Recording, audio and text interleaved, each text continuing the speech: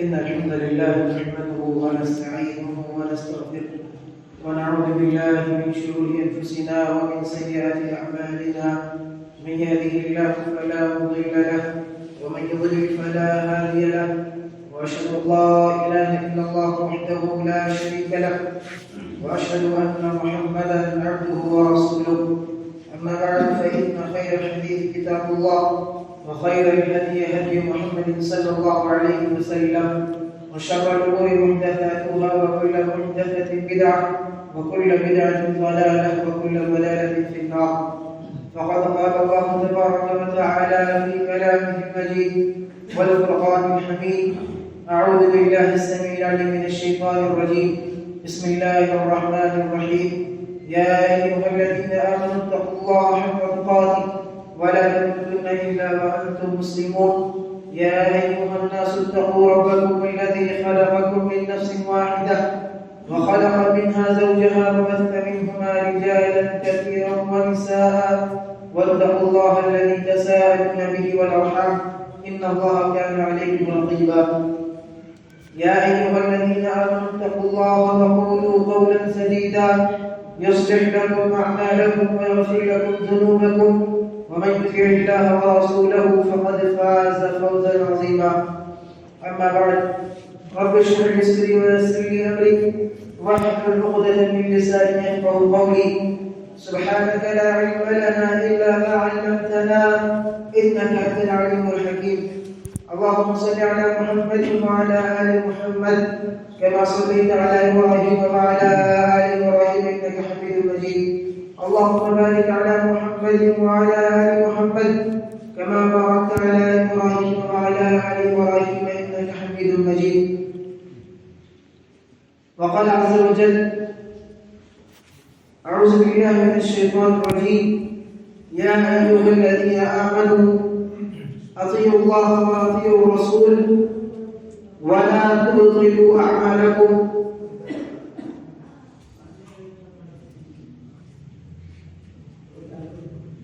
محترم حاضرین جمعہ، پردہ نشین خواتین اسلام، ہر قسم کی تعریف و توصیف، کبریائی، بڑائی اور بزرگی اللہ رب العالمین کے لیے لائق و زیبا ہے، اور درود و سلام رحمتیں برکتیں نازل ہوں تمام انبیاء کرام پر، خصوصاً ہمارے آخری نبی احمد مشتبہ محمد مصطفیٰ عربی صلی اللہ علیہ وآلہ وسلم.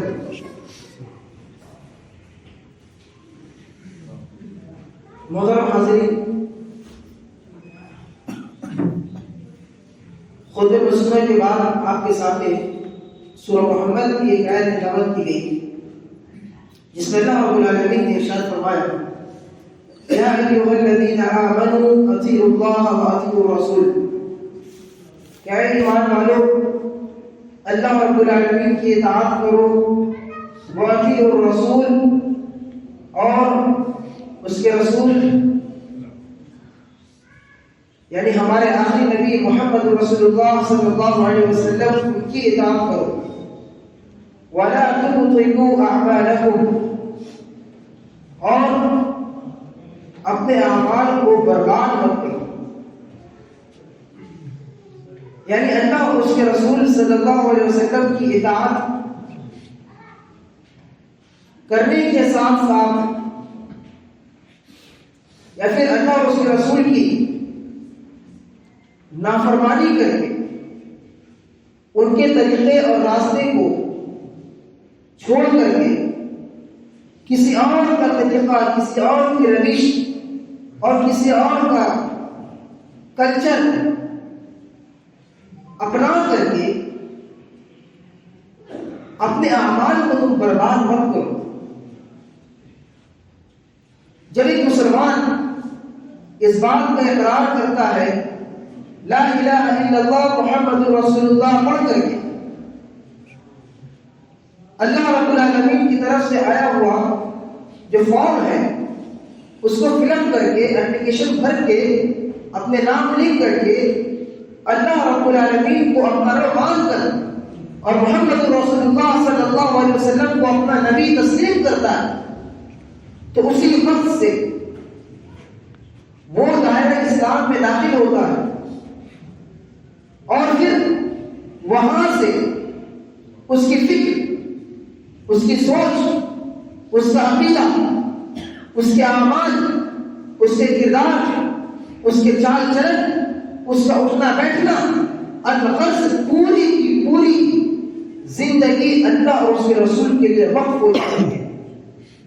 اب کلمہ پڑھنے کے بعد، اللہ کو اللہ مان لینے کے بعد اور محمد رسول اللہ صلی اللہ علیہ وسلم کو اپنا نبی مان لینے کے بعد پھر وہ اپنی منمانی چال نہیں چل سکتا، یا اپنی من کی بات کو وہ نہیں مان سکتا، یا کسی اور کی بات کو مان کر کے اللہ اور اس کے رسول کو ناراض نہیں کر سکتا. اب انسان کے پاس کوئی آپشن اور کوئی دوسرا راستہ نہیں. اللہ رب العالمین نے قرآن مجید میں سورہ احزاب سورہ نمبر 33 کے آیت نمبر 36 میں ارشاد فرمایا: وَمَا كَانَ لِمُؤْمِنٍ وَلَا مُؤْمِنَةٍ إِذَا قَضَى اللَّهُ وَرَسُولُهُ أَمْرًا أَن يَكُونَ لَهُمُ الْخِيَرَةُ مِنْ أَمْرِهِ. اور جب اللہ اور اس کے رسول صلی اللہ علیہ وسلم کسی معاملے میں فیصلہ کرتے، کوئی حکم ارشاد فرمائے اور انسانی زندگی کے اعمال میں کوئی طریقہ بتلائیں یا کوئی اصول بتلائیں یا کوئی منہج بتلائیں، وَمَا كَانَ لِمُؤْمِنٍ وَلَا مُؤْمِنَةٍ، تو کسی بھی مومن مرد اور کسی بھی مومنہ عورت کو اس بات کا اختیار نہیں ہے کہ وہ اللہ اور اس کے رسول کے حکم کے خلاف ورزی کرے. اب اس میں کسی انسان کا، خاص طور پر جو اپنے آپ کو کہتا ہے کہ میں مومن ہوں، میں مسلمان ہوں، یا کوئی عورت کہے کہ میں مومنہ ہوں، میں مسلمان ہوں، اللہ اور اس کے رسول کو ماننے والی ہوں، تو ایسے لوگوں کو اب کوئی اختیار نہیں رہتا، کوئی آپشن نہیں رہتا کہ اپنی من کی چیز ہم کر لے یا فلاں کسی کے کہنے پر ہم اس کام کو کر لے اگر اس کام میں اللہ اور اس کے رسول فیصلہ کر دیے. لیکن اگر اپنے آپ کو مومن اور مومنہ کہنے کے باوجود وَمَن يَعْصِ اللَّهَ وَرَسُولَهُ، جو اللہ اور اس کے رسول کی نافرمانی کرے، امر کی لفظ ہے پہلے کسی بھی معاملے میں، کسی بھی حکم میں، آپ کی کسی بھی عمل میں جو آپ کے ذات سے تعلق رکھتا ہو، آپ کے سماج سے تعلق رکھتا ہو، اگر آپ اللہ اور اس کے رسول کے فیصلے کے مخالف جاتے ہیں، نافرمانی کرتے ہیں، فقد ضل ضلالا مبینا، تو ایک کھلی ہوئی گمراہی ہے، ایک واضح گمراہی ہے. اس میں کوئی شک شبہ کی بات نہیں ہے کہ آدمی کا عمل برباد ہوا کہ نہیں ہوا، آدمی اللہ کا نافرمان ہوا کہ نہیں ہوا، اس کے وہ اعمال قبول. یہ صاف اور واضح بات ہے کہ جو اللہ اور اس کے رسول کے بتائے ہوئے طریقے کے مخالف گیا اس کے اعمال برباد ہے، وہ گمراہی میں چلا گیا. یہ اس آیت میں اس بات کو واضح کیا گیا کہ آدمی مومن ہے اگر چاہے مرد ہو یا عورت تو ہر حالت میں اللہ اور اس کے رسول کی فرمانبرداری کرے. اب آئیے دیکھتے ہیں کہ اللہ اور اس کے رسول صلی اللہ علیہ وسلم نے ہر وہ کام جو انسان اپنی زندگی میں کرتا ہے اس کی طرف رہنمائی کر کے گئے، اس کو بتا کے گئے، عبادات کے ساتھ ساتھ معاملات. اس لیے اللہ کے نبی صلی اللہ علیہ وسلم کے بارے میں اللہ رب العالمین نے قرآن مجید میں حکم دیا اور تمام مسلمانوں سے خطاب کرتے ہوئے فرمایا لقد كان لكم في رسول الله اسوة حسنة،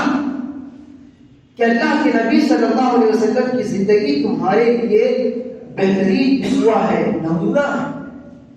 کب؟ جب اللہ کے نبی کو ہم نبی مان لیں تب.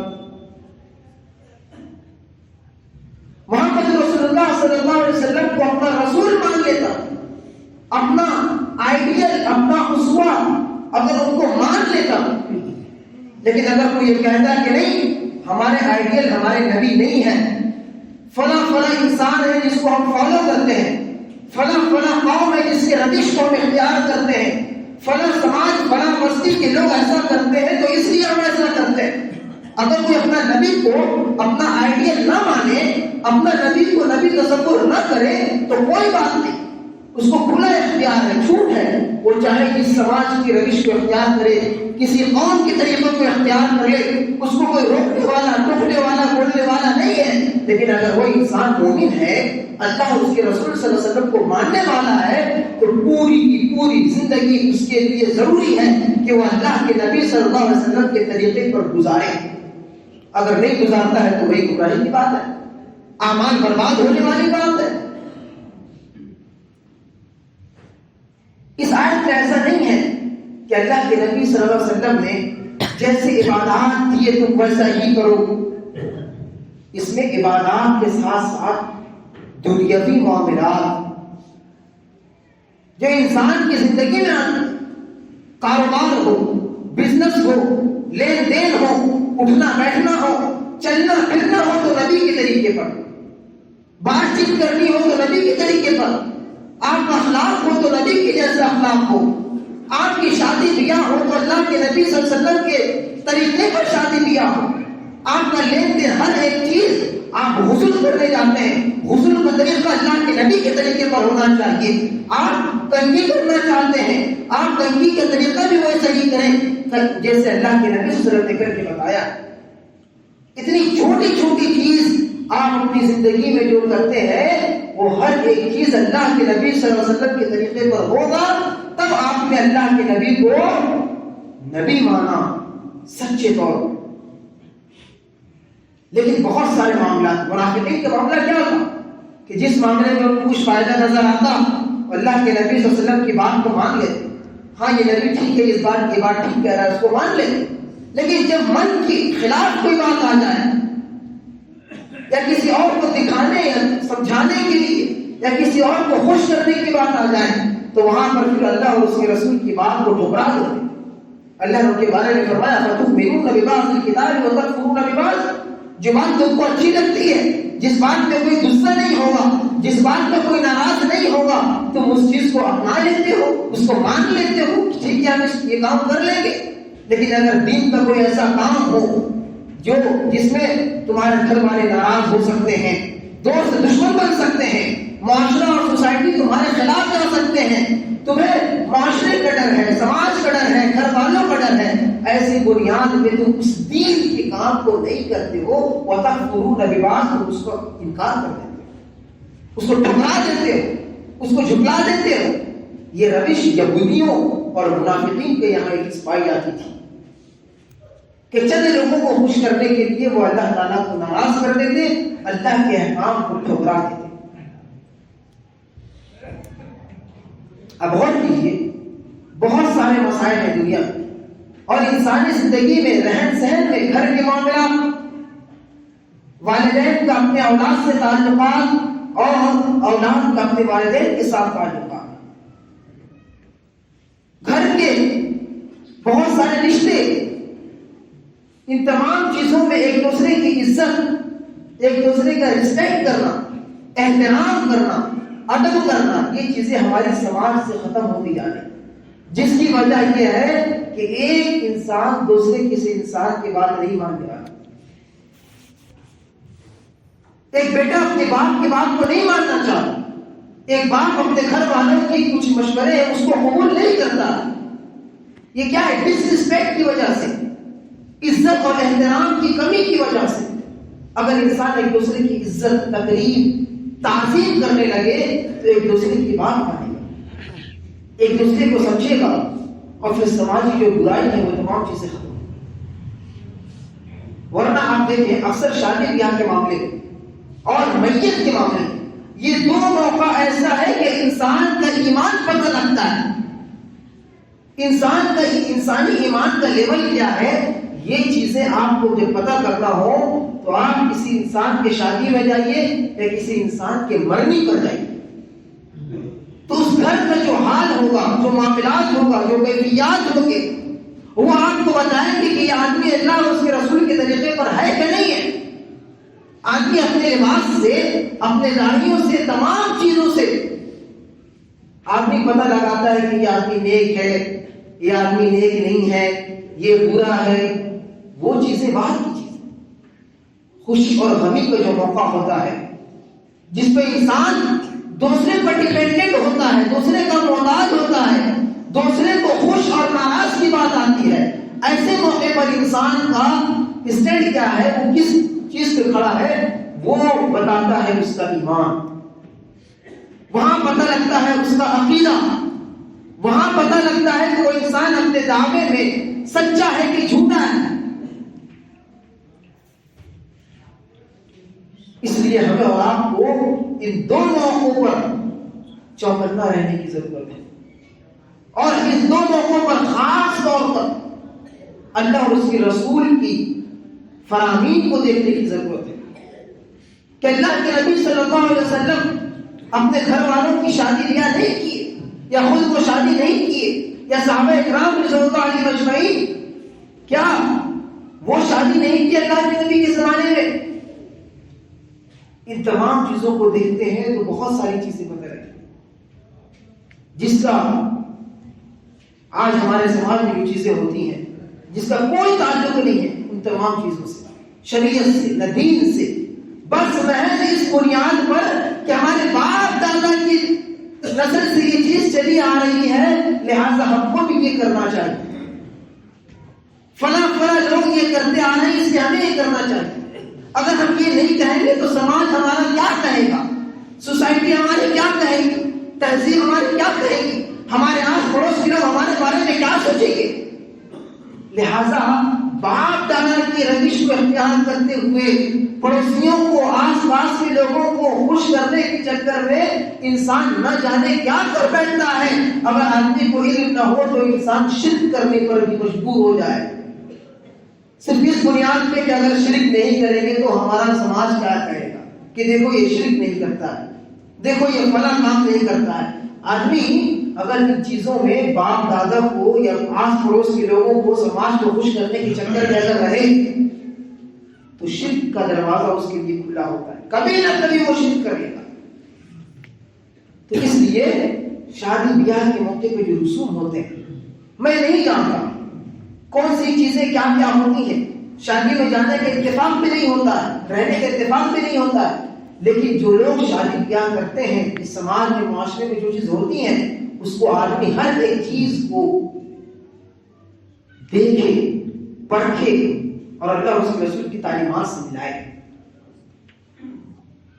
قرآن کریم میں حکم ہے کہ آدمی اپنے بیٹیوں کو, اپنے اولاد کو کیا کرے, حصہ دے. لیکن آدمی وہاں پر حصے کو مار کر کے کیا کرتا ہے, جہیز دیتا ہے. قرآن میں حکم ہے کہ بیٹے کو اتنا دینا, بیٹی کو اتنا دینا. اب آدمی شادی بیاہ کے چکر میں بیٹی کا جو حصہ قرآن نے کیا تھا اس کو کاٹ دیا, اور سماج اور معاشرے نے جو چیز رائج کی تھی جہیز کے نام پہ اس کو انہوں نے وہاں دے دیا. یعنی جہیز کا حکم سماج والوں نے اٹھایا, سماج والوں کی سوچ تھی, اس چیز کو سماج والوں نے بڑھاوا دیا, لہذا اس کو ادا کیا جاتا ہے. لیکن جس حکم کو اللہ رب العالمین نے بیان کیا, اللہ رب العالمین نے اس حکم پر لوگوں کو ابھارا, اس کو بڑھاوا دیا, اس چیز کو ہم وہاں سے کاٹ دیا. یعنی اللہ کی بات کو ایک طرف سے کاٹتے ہوئے دوسری طرف سے سماج کی بات, معاشرے کی بات کو اوپر اٹھاتے ہوئے ہم یہ کیا کرتے ہیں, اس کام کو انجام دیتے ہیں. اور آدمی اللہ بدلی کرتا کہ اگر ہم یہاں سے اپنی بیٹی کو زمین کا حصہ نہیں دے رہے ہیں تو چلو اس کے بدلے میں ہم جہیز دے رہے ہیں. یہ کہاں سی کیسی بات ہے کہ اللہ نے جس چیز کا حکم دیا ہے آپ اس کو چھوڑ دیے, کاٹ دیے, اور جس چیز کا حکم اللہ نے نہیں دیا ہے سماج والوں کی ایک فکر ہے, ایک سوچ ہے, لہذا آدمی وہاں پر اس چیز کو انجام دے رہا ہے. اور دنیا کے معاملے میں انسان سوال کرتا ہے, پوچھتا ہے اگر ایسا کر لیے تو کیا ہوا, ایسا کر لیتے تو کیا ہو جاتا, اگر فلاں شادی میں فلاں کام اگر ہم کر بھی دیے, دے بھی دیے تو کیا حرج ہے, کیا غلطی ہے, کیا نقصان ہے. لہذا یہ چیز جو شرک کرتے ہیں یا جو بدعت کرتے ہیں ان کے الفاظ ہیں کہ اگر ہم کھانے پہ فاتحہ پڑھ بھی دیے تو کیا حرج ہے, اچھا ہی کام تو کیے. کسی کے مرنے پہ قرآن خوانی کر دیے, قرآن پڑھ دیے تو کیا حرج ہے, کیا تکلیف ہے, کیا نقصان ہے, قرآن ہی تو پڑھ رہے ہیں, کوئی غلط کام تھوڑی کر رہے ہیں. تو جتنے بھی شرک اور بدعت کے دروازے جو کھلے ہوئے ہیں, شرک اور بدعت کے بازار گرم ہیں, سب کے پاس ایک ہی جواب ہے, اگر کر لیے تو کیا حرج ہے, کیا گناہ ہے, کیا غلطی ہو گئی. غلطی یہ ہے کہ اسلام کو اللہ کے نبی صلی اللہ علیہ وسلم نے نہیں کیا تھا, ہم نے کر دیا. ہم اس بات کو جانتے ہیں, اللہ کے نبی صلی اللہ علیہ وسلم نے فرمایا صلوا کما رأیتمونی وصلوا, جس طرح تم نے مجھے نماز پڑھتے ہوئے دیکھا اسی طرح نماز پڑھو. لہذا اس نماز کا حکم یہاں پر ہے. اگر کوئی باپ اپنی بیٹی سے کہے کہ بیٹا جس طرح سے میں چائے بناتا ہوں تم کو اسی طرح سے چائے بنانا ہے. اگر باپ چائے میں الائچی ڈالتا تھا اور بیٹا چائے میں الائچی نہ ڈالے اور کہے کہ ابا ہم نے آپ کی طرح چائے بنایا, باپ کیا کہے, میں اپنی چائے میں الائچی ڈالتا تھا, تم نے اپنی چائے میں الائچی نہیں ڈالی, لہٰذا یہ چائے میری طرح نہیں ہے, اس چائے کے اندر فرق آ گیا ہے, اس چائے کے اندر وہ چیزیں تم نے نہیں ملائی ہیں جو میں ملایا کرتا تھا. لہٰذا ایک چیز کے فرق سے بھی وہ بیٹا اپنے باپ کی طرح چائے نہیں بنا سکتا یا نہیں بنا سکا. اور پھر دوسرے معاملات ہیں جو دین کے اور دنیا کے معاملات کے, ان تمام چیزوں کو ہم سنبھالیں اور دیکھیں. اللہ کے نبی صلی اللہ علیہ وسلم نے اگر کہہ دیا ہے کہ جس طرح سے میں نماز پڑھتا ہوں تو اسی طرح سے نماز پڑھو, اب آدمی وہاں پر کچھ چیزوں کو اگر ہٹا دے کہ آدمی رفع الیدین نہ کرے تو آدمی کہتا ہے رفع الیدین نہیں کریں گے تو نماز نہیں ہوگی کیا؟ آپ رفع الیدین نہیں کرتے ہیں تو نماز ہوگی یا نہیں ہوگی بات کا مسئلہ ہے. پہلے آپ کو یہ ماننا پڑے گا کہ میں جو نماز پڑھا ہوں نبی صلی اللہ علیہ وسلم ایسے نماز نہیں پڑھے. میں جس طرح نماز پڑھا ہوں اس طرح کیوں نہیں؟ کیونکہ اللہ کے نبی صلی اللہ علیہ وسلم نماز پر رفع الیدین کی اور آپ نے نہیں کی. لہذا جب ہم نماز میں اللہ کے نبی صلی اللہ علیہ وسلم کو فالو کرتے ہیں، ان کے طریقے کو اپناتے ہیں، تو اسی طرح لقد کان لکم فی رسول اللہ اسوۃ حسنہ کے تحت پوری کی پوری زندگی اللہ کے نبی صلی اللہ علیہ وسلم کو ہمیں دینی پڑے گی. ورنہ معاملہ یہ ہوتا ہے کہ شادی بیاہ کے موقع کے علاوہ جب مرنے کی بات آئے، میت کی بات آئے، تو ایک وہ باپ جو بیچارہ اپنے گھر کے باہر چھوٹی سی کوٹری میں رہتا ہے اور گھر والے اس کے باپ اور جو ہے کہ بیٹا بہو سب گھر میں کوٹھی میں رہتے ہیں، اور پھر باپ کو پہننے کے لیے کپڑا نصیب نہیں ہوتا اور وہ ٹھنڈیوں میں ٹھٹر کر کے اپنی راتوں کو گزارتا ہے. اس کی آنکھوں سے آنسو جاری ہوتے ہیں کہ اللہ اس کے بیٹے کو اللہ رب العالمین نے مال و دولت دی، نوازا. اس نے اپنے لیے گھر تو بنائے لیکن باپ کو اپنے باہر سڑک پر چھوڑا ہے. اور جب وہ باپ انتقال کر جاتا ہے، مر جاتا ہے، تو اس باپ کے انتقال پر، مرنے پر سرات کے نام پہ یا پھر اس کے 40ویں چلم کے نام پہ لاکھ 2 لاکھ خرچ کر کے پورا آس پڑوس کے لوگوں کو، محلے والے کو، تمام لوگوں کو اس بات پر کھانا کھلاتا ہے کہ میرے باپ کا انتقال ہو گیا. مقصد کچھ بھی ہو، نیت کچھ بھی ہو، ثواب پہنچانے کی نیت ہو، کوئی بھی نیت ہو، لہٰذا اگر یہ کام شریعت نے نہیں بتائی تو آپ یہ کام نہیں کر سکتے. اگر وہی چیز آپ ان کی زندگی میں، اپنی باپ کی زندگی میں اس کا عزت، اس کا ادب، ان کا احترام اگر کیے ہوتے تو مرنے کے بعد بھی اگر آپ ان کے لیے دعا کرتے تو وہ فائدہ ہوتا. لیکن زندگی بھر ہم نے یہ چیزیں چھوڑ دی. اب اس میں کیا ہے کہ آدمی جب ایک طرف باپ کی عزت احترام کی بات ہو رہی ہے تو دوسری طرف باپ کو بھی چاہیے کہ اپنے بچوں کی عزت ادب احترام کرے، صحیح طور پر تربیت کرے، صحیح طور پر پرورش کرے. ورنہ دیکھیں آپ امریکہ وغیرہ میں آج اولڈ ایج ہوم کہ آدمی جب بڑا ہو رہا ہے تو اپنے والدین کو جو بوڑھے ہو چکے ہیں انہیں اولڈ ایج ہوم میں آدمی دیتا کہ وہ ہمارے ساتھ نہیں رہ سکتے، ان کی فکر، ان کی سوچ ہمارے جیسا نہیں ہے، لہٰذا وہ کیا کرتے چھوڑ دیتے. تو یہ سب کیا سماجی برائی ہے. اور یہ سماجی برائی کب ختم ہوگی؟ جب ہم ہر چیز میں نماز سے لے کر کے یا پیدائش سے لے کر کے موت تک کے جو معاملات ہیں اس میں تمام چیزیں شامل ہیں. اگر ہر چیز کو اللہ اور اس کے رسول صلی اللہ علیہ وسلم کے مطابق اگر کرتے ہیں، سمجھنے کی کوشش کرتے ہیں، تب جا کر کے ہم اور آپ کامیاب ہوں گے. اور یہ دعویٰ کہ ہم اور آپ یہ کرتے ہیں اللہ اور اس کے رسول کو ہم ماننے والے، محبت کرنے والے، تب جا کر کے دعویٰ ہمارا سچا پکا ہوگا. اور یہ چیز کب پیدا ہوگی؟ کوئی بھی امام صاحب، کوئی بھی مولوی صاحب دنیا کے کسی بھی کونے سے آ کر کے خطبہ دے لے، یا دنیا کے کسی بھی کونے میں آ کر تقریر کرے، یا امام حرم بھی آ کر تقریر کرے، بتائیں، سمجھائیں، یا کسی بھی علاقے میں تقریر کرے، اگر آدمی کو اللہ رب العالمین کا ڈر نہ ہو، اللہ کا خوف نہ ہو، تو وہ چیز اس کو سدھار نہیں سکتی ہے. کسی کے کہہ دینے پہ محض اگر بات بن جاتی تو پوری کی پوری دنیا مسلمان ہو جاتی، سب کے سب جنت کے حقدار ہو جاتے، کوئی مار کاٹ، کوئی لوٹ کھسوٹ نہیں ہوگا. لیکن ان چیزوں کو بند کرنے کے لیے سب سے پہلی چیز یہ ہے کہ آدمی اپنے اندر اللہ تعالیٰ کا ڈر اور خوف خود پیدا کرنے کی کوشش کرے، تب ان چیزوں کو ٹھیک کر پائے گا. لیکن اپنے اندر اگر اللہ کا ڈر اور خوف نہ ہو تو آدمی لاکھ بول دے، فرشتے بھی ادھر آئے اور آ کر کے کہے کہ میں اللہ کا فرشتہ ہوں، میں جنت جہنم دیکھا ہوں، لہٰذا تم لوگ بات کو مان لو. اگر اللہ کا ڈر اور خوف نہیں ہوگا تب بھی آدمی نہیں مانے گا. اس لیے اپنے آپ کو چیک کرنے کی اور اپنے آپ کو اللہ رب العالمین کے خوف میں، اپنے دل میں اللہ کا خوف کو اتارنے کی ضرورت ہے. ورنہ دنیا میں بہت سارے رنگ ہیں، بہت سارے قوم ہیں. اللہ رب العالمین نے کہا صبغۃ اللہ ومن احسن من اللہ صبغہ، کیا رنگنا ہے تو اللہ کے رنگ میں رنگ جاؤ، اللہ کا رنگ اختیار کرو.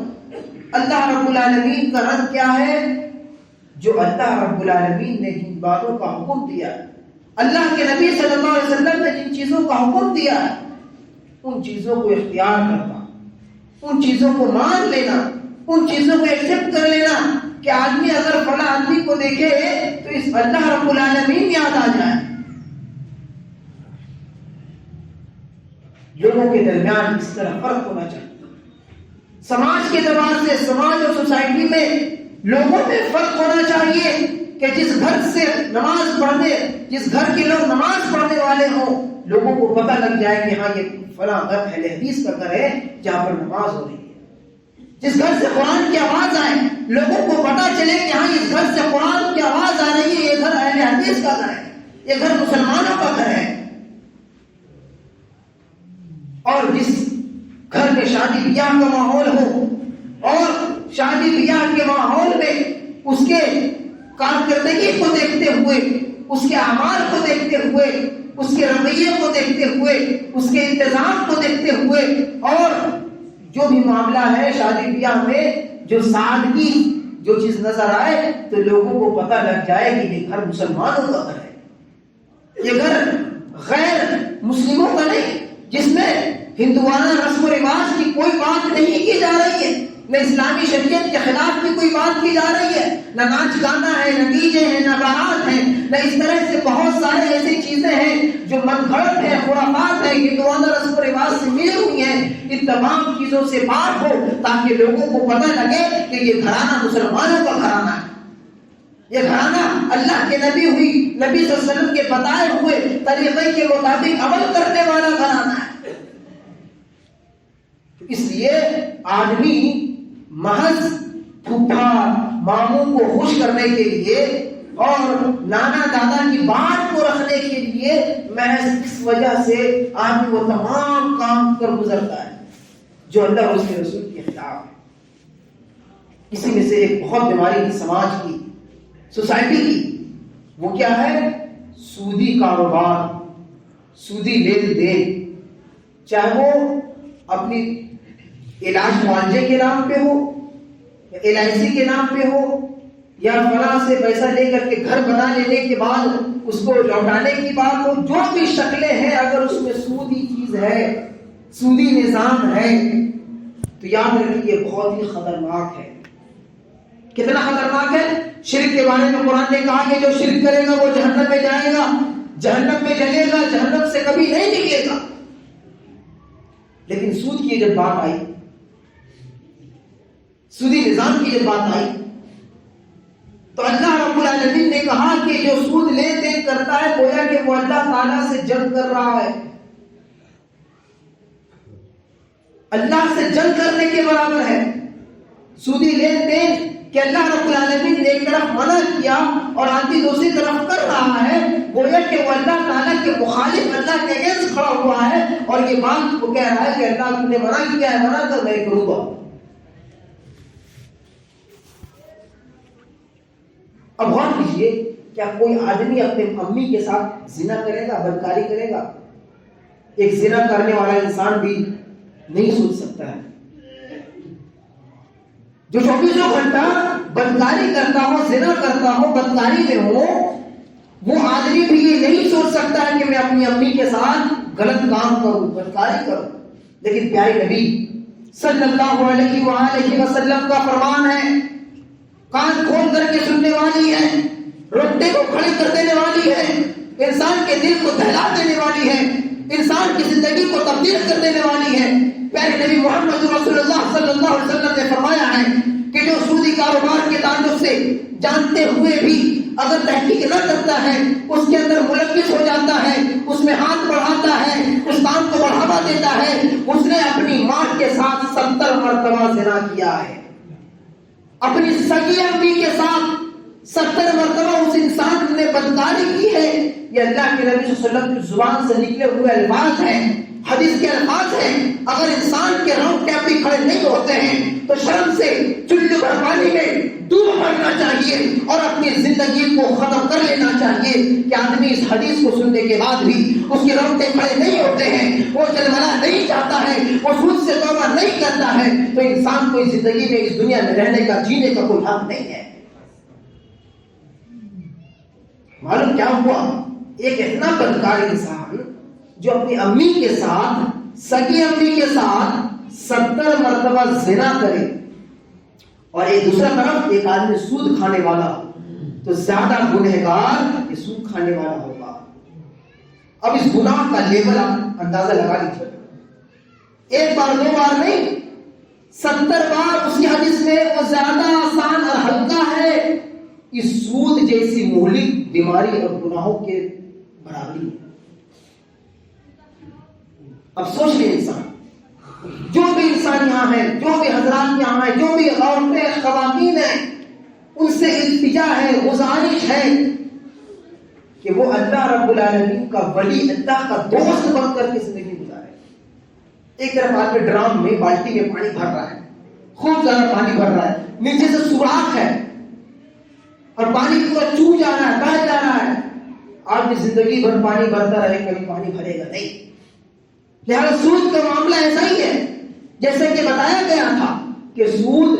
اتنی خطرناک ہے کہ آدمی کا کھانا پینا، اٹھنا بیٹھنا، نماز روزہ عبادت حج زکات تمام چیزیں بہہ جاتی ہیں، انسان کے نامہ اعمال میں، انسان کی جھولی میں باقی نہیں رہتی ہیں۔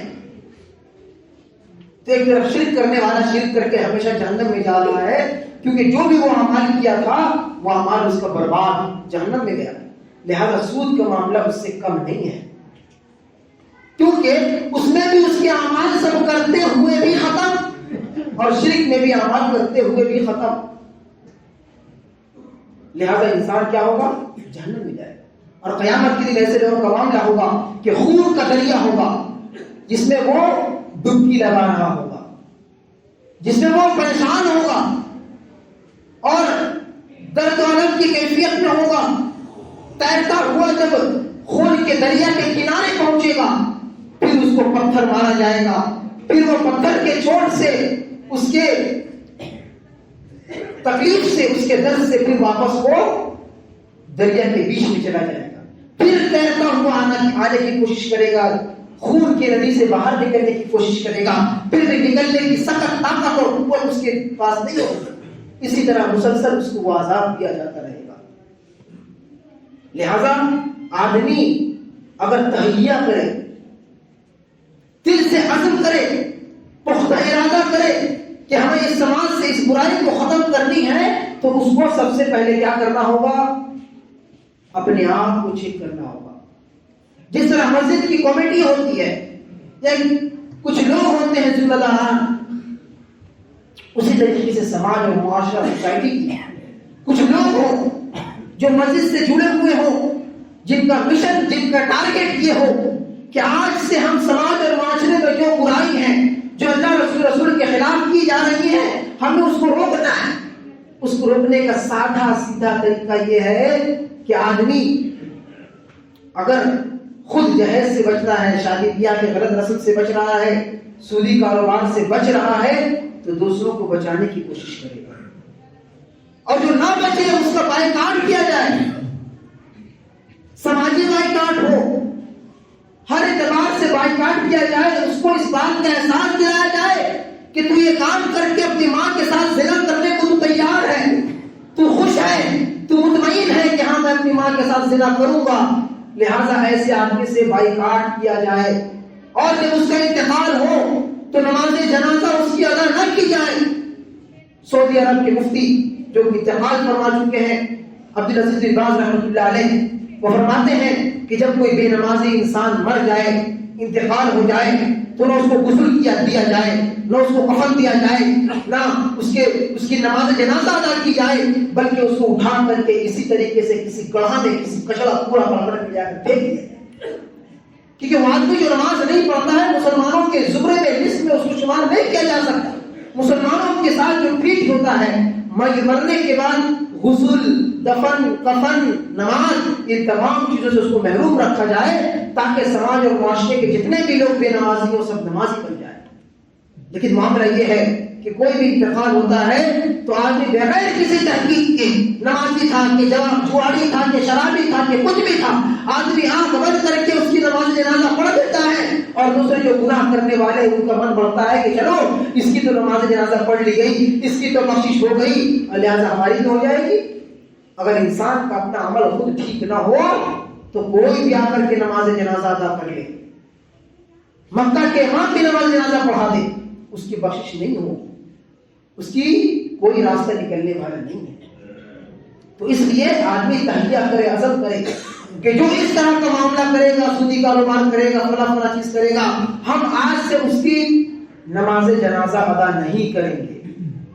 سعودی عرب میں کیا ہوتا ہے؟ جب کوئی زنا کرتا ہے، چوری کرتا ہے، تو بیچ میدان میں لا کر کے اس کو قتل کیا جاتا ہے. کوئی کسی کو گولی سے مارا تو پورے میدان میں سب کے سامنے اس کو گولی سے مار دیا جاتا ہے. اس بنیاد پہ مقصد یہ ہے کہ آدمی اگلی بار کوئی دوسرا انسان ایسا گناہ، ایسا جرم نہ کرے. لہذا پوری تقریر میں سے جو خلاصہ نکلا، جو بات سمجھ میں آئی وہ یہ کہ آدمی بہت سارے برے کام کرتا ہے، گناہ کرتا ہے، لیکن کچھ گناہ، کچھ برائی ایسی ہوتی ہے جو اس کو اسلام سے اٹھا کر کے، نکال کر کے غیر مسلموں میں دھکیل دیتی ہے. انسان کو پتہ بھی نہیں چلتا. من تشبہ بقوم فهو منهم، کہ آدمی جو بھی کام کر رہا ہے اس کام میں وہ کام کا طور طریقہ اگر کسی اور سے ملتا جلتا ہو، کسی اور سماج سے، کسی اور کلچر سے، کسی اور تہذیب سے، کسی اور مذہب سے، تو گویا کہ اس کا شمار اسی میں سے ہو جاتا ہے. گرچہ وہ مسلمانوں کے ساتھ رہتا ہے، اٹھتا ہے، بیٹھتا ہے، نماز پڑھتا ہے، لیکن چونکہ اس کے اعمال جو تھے غیر مسلمانہ تھے، لہذا اس کا شمار بھی غیر مسلمانہ ہوگا. ایک صحابی آ کے پوچھتے ہیں اللہ کے نبی صلی اللہ علیہ وسلم قیامت کب قائم ہوگی؟ فرمایا قیامت تو جب قائم ہونا ہے ہو جائے گی، تم نے تیاری کیا کی؟ انہوں نے کہا احب اللہ ورسولہ، میری تیاری یہ ہے قیامت کے دن کے لیے کہ میں اللہ اور اس کے رسول سے محبت کرتا ہوں. محبت کرتا ہوں کا مطلب اپنی زندگی کے تمام تر چیزیں، ہر ایک چیزیں اللہ اور اس کے رسول کے مطابق کرتا ہوں. اللہ کے نبی صلی اللہ علیہ وسلم نے فرمایا انت مع من احببت، تو دنیا میں جس سے محبت کرتا ہے، دنیا میں جس کا طور طریقہ اپناتا ہے، دنیا میں جس کو دکھانے کے لیے، جس کو خوش کرنے کے لیے تو کام کرتا ہے، قیامت کے دن تو اسی کے ساتھ ہوگا. اگر تو اللہ اور اس کے رسول سے محبت کرتا ہے تو خوش رہ، قیامت کے دن بھی تو اللہ اور اس کے رسول سے محبت کرنے والے لوگوں میں ہی شمار. اس حدیث کو بھی غور کر لیجیے. آدمی اگر اللہ اور اس کے رسول سے واقعی محبت کرتا ہے اور واقعی ان کے مطابق عمل کرتا ہے تو مرنے کے بعد بھی انہی کے ساتھ ہوگا. لیکن اگر زبان تو کہتا ہو اللہ اور اس کے رسول سے محبت کرتے ہیں، لیکن اس کے اعمال، اس کے کردار یہ بتاتے ہو کہ نہیں، اس کی محبت تو اللہ اور اس کے رسول سے تو نہیں ہے، کسی اور سے اس کی محبت ملتی ہے، اس کا طور طریقہ کسی اور کی طرح نظر آتا ہے، تو سمجھ لیجیے قیامت کے دن بھی اس کا حشر نشر، اس کا انہی لوگوں کے ساتھ اس کے معاملہ ہوگا، حشر نشر ہوگا. اس لیے ہمیں غور و فکر کرنے کی ضرورت ہے اور سمجھنے کی ضرورت ہے، اور اپنی ایک فرق، اپنے کے اندر ایک امتیازی خصوصیت پیدا کرنے کی ضرورت ہے کہ نہیں، ہمارے اندر یہ چیزیں ہونی چاہیے تاکہ لوگ پتہ لگا سکے، لوگوں کو سمجھ میں آ سکے کہ فلاں آدمی واقعی اللہ اور اس کے رسول کی محبت کرنے والا ہے، فلاں آدمی واقعی مسلمان ہے، تب تو وہ ایسا کام نہیں کر رہا. لہٰذا یہ فرق ہمارے ذہنوں میں رچ جانی چاہیے، بس جانی چاہیے. اس سے فائدہ یہ ہوگا کہ ہم نمازوں میں اپنی لطف اور لذت پائیں گے، ایک مٹھاس پائیں گے، اور عبادتوں میں من لگے گا، قرآن پڑھنے کی وہ خوشی، روحانی کیفیت محسوس ہوگی. اور یہ تمام صفات ایسے ہیں جو صحابہ کرام کے تھے. اور آخری آیت بیان کر کے بعد ختم کروں. اللہ کے نبی صلی اللہ علیہ وسلم نے جو صحابہ کرام کے ساتھ جو تعامل تھا، جو معاملہ تھا، تو اللہ رب العالمین نے دیکھتے ہوئے ارشاد فرمایا سورہ بقرہ کی آیت نمبر 33 یا 133 فَإِنْ آمَنُوا بِمِثْلِ مَا آمَنْتُمْ بِهِ فَقَدِ اهْتَدَوْا، کہ جس طرح یہ صحابہ کرام ایمان لے آئے ہیں اس طرح سے اگر تم مومنوں بھی ایمان لے آؤ. وہی وہ خطاب ہے، قیامت تک کے آنے والے لوگوں کے لیے خطاب ہے، ہر سماج، ہر معاشرے کے لوگوں کے لیے خطاب ہے. جس طرح یہ صحابہ کرام ایمان لائے تھے، ان کا جو عقیدہ تھا، ان کا جو طور طریقہ تھا، ان کا جو ادب تھا، ان کا جو احترام تھا، ان کی جو بات کرنے کی کیفیت تھی، جو اخلاق تھی، یہ تمام چیزوں کو اگر تم بھی اختیار کر لو، اپنانے لگ جاؤ، ایکسپٹ کر لو، دیکھتے ہوئے جیسے وہ کرتے تھے ویسے تم کرنے لگو، فقد اہتدوا، تو تم ہدایت یافتہ ہو، کامیاب ہو۔ وہی تولوا فإنما فی شقاق، لیکن اگر بہت سارے معاملے میں اگر ان کی روگردانی کرو تو پھر یاد رکھو یہ گمراہی کی بات ہے۔ اب انسان ایک سوال کر سکتا ہے، وہ صحابہ کرام کے زمانے میں تو گاڑی نہیں تھا، ایروپلین نہیں تھا، تو ایروپلین چھوڑ دے گیا؟ نہیں، دنیا میں جو ترقی یافتہ چیزیں ہیں، جو جائز چیزیں ہیں، جو حلال چیزیں ہیں، آدمی اس کا استعمال کرے، لیکن اس کے استعمال کرنے میں اللہ اور اس کے رسول کے طریقے کو دیکھے۔ سواری پہ چڑھنے پہ اس ٹائم بھی سواری تھا جانوروں کی شکل میں، آج بھی سواری ہے گاڑیوں کی شکل میں، تو آدمی گاڑیوں کا استعمال کرے، لیکن سواری پر سوار کیسے ہونا، سوار ہونے کے بعد کون سی دعا پڑھنا، یہ سب چیزیں جو اعمال ہے ہم کو ملانا ہے صحابہ کرام کے طور طریقے پر، روش پر، تاکہ مرنے کے بعد بھی ہمارا طور طریقہ اور ہمارا حشر نشر، ہمارا تمام چیزیں صحابہ کرام رضی اللہ علیہ مجمعین کے ساتھ ہوں۔ اب یہ فیصلہ ہمارے ہاتھ میں ہے، چاہے تو اپنے اعمال کو اچھے کر کے صحابہ کرام کی لسٹ میں چلے جائیں، چاہے تو برے اعمال کر کے غیر مسلمانہ طریقے روش پر چلے جائیں، یہ ہمارے ہاتھ میں فیصلہ ہے۔ اس لیے ہر انسان تہیہ کرے، میں خود بھی تہیہ کروں اور آپ سب بھی تہیہ کریں۔ اللہ ہم سب لوگوں کو ہدایت کی اور صحیح سمجھ کی توفیق عطا فرمائے، اور دنیا میں رکھے، ایمان پر رکھے، اور خاتمہ ہو تو اللہ رب العالمین ایمان اور اسلام کی حالت میں خاتمہ کرے۔ ہمیں جو لوگ بیمار ہیں اللہ سبھی کو شفا کاملہ عاجلہ مستمرہ عطا فرما دے، ہمیں جو قرض دار ہے اللہ قرض کی ادائیگی کی اللہ کا توفیق عطا فرما دے، آسانیاں عطا فرما دے۔ اس طریقے سے مسلمان دنیا میں جہاں کہیں پریشان ہے، مصیبت کے شکار ہے، اللہ تعالیٰ ان کی تکلیفوں، پریشانیوں، مصیبتوں اور تکلیفوں کو دور فرما دے۔ آمین۔ اقول قولی ھذا واستغفر الله لي ولكم ولسائر المسلمين فاستغفروه من كل ذنب انه هو الغفور الرحيم۔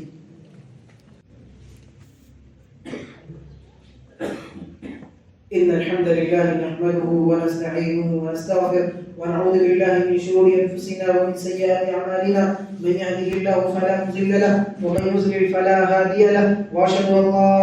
إله إلا الله وحده لا شريك له، وأشهد أن محمدا عبده ورسوله. أما بعد فإن خير الحديث كتاب الله، وخير الهدي هدي محمد صلى الله عليه وسلم، وشر الأمور محدثاتها، وكل محدثة بدعة، وكل بدعة ضلالة، وكل ضلالة في النار. أعوذ بالله السميع العليم من الشيطان الرجيم. بسم الله الرحمن الرحيم. إن الله وملائكته يصلون على النبي يا أيها الذين آمنوا صلوا عليه وسلموا تسليما. اللهم صل على محمد وعلى آل محمد كما صليت على إبراهيم وعلى آل إبراهيم إنك حميد مجيد. اللهم بارك على محمد وعلى آل محمد كما باركت على إبراهيم وعلى آل إبراهيم إنك حميد مجيد. عباد الله رحمني ورحمكم الله، إن الله يأمر بالعدل والإحسان وإيتاء ذي القربى وينهى عن الفحشاء والمنكر والبغي يعظكم لعلكم تذكرون. اذكروا الله يذكركم وادعوه يستجب لكم ولذكر الله أكبر والله يعلم ما تصنعون.